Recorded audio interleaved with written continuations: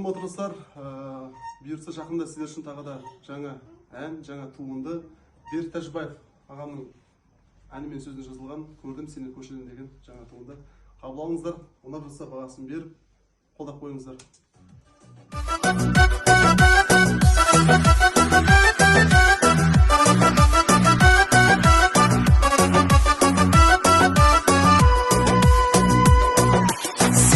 Жүрегіме сыймайтұғын сезім барын сезіндім, ақылымды қинайтұғын төзім барын сезіндім.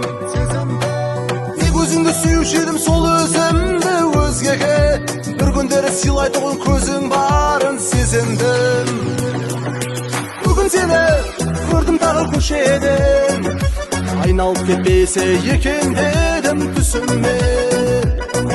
Сен ойладым бүгін тағы кешеден, сенен өзге оралмайды есіме.